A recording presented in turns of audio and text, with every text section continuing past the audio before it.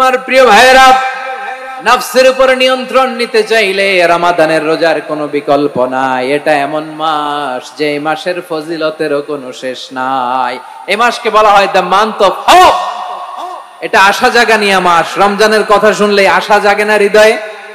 হ্যাঁ, ইদা জা রমাদান ফুতিহাত আবওয়াবুস সামা ওয়া গুল্লিকাত আবওয়াবু জাহান্নাম ওয়া সুফিদাতিশ শায়াতিন।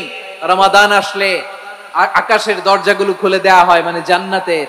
জাহান্নামের দরজাগুলোকে লক করে দেয়া হয়, শয়তানকে চেইন আপ করা হয়।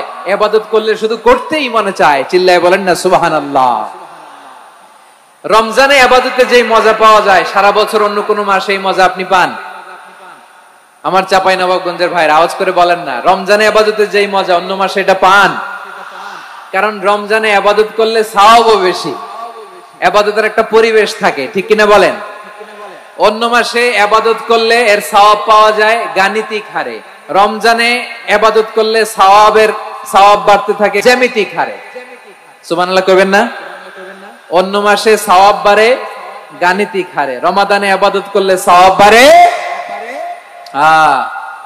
কিভাবে জ্যামিতিক হারে বাড়ে দেখেন। রমাদানে একটা নফল করলে ফরজের সমান সওয়াব, একটা ফরজ করলে 70 থেকে 700 গুণ সওয়াব।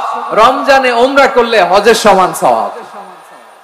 কুল্লু আমালি ইবনে আদম ইউদাফ আল হাসানাতু আশরু আমসালিহা ইলা 700 দি'ফিন ইল্লা সাওম।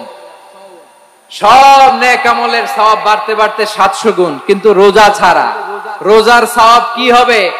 বান্দা খালি রোজা রাখে, ফেরেশতারা কিছু লিখতে পারে না আমলনামায়, কারণ আল্লাহ বলে এটা কিছু লিখিস না, কারণ আস-সাওমুলি, এই রোজা রাখছে আমার জন্য, ওয়া আনা আজজি বিহি, এই রোজার সওয়াব, প্রতিদান, অ্যাওয়ার্ড এটা কিয়ামতের দিন আমি আল্লাহ নিজ হাতে দেব, নিজ হাতে দেব। আরেক বর্ণনায় এসেছে ওয়া আনা উজজাবি, আমি আল্লাহ নিজেই হয়ে যাব রোজার প্রতিদান। সুবহানাল্লাহ পড়েন। আবার আল্লাহর হাবিব বলেন ইন্না ফিল জান্নাতি সামানিয়াতু আবওয়াব, জান্নাতের দরজা মোট 8টা। ফিহা বাবুন ইউসাম্মা আর-রায়্যান, 8টা দরজা আছে, ওই দরজাটার নাম হলো আর-রায়্যান।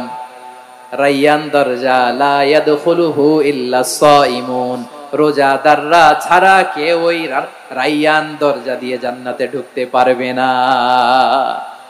এই রমাদানুল মুবারকে আমাদের কি করণীয়, কি বর্জনীয়, what to do and what not to do, এই টপিকসের উপর কিছু কথা আপনাদের সামনে উপস্থাপন করব ইনশাআল্লাহ। ওমা তাওফীকি ইল্লা বিল্লাহ।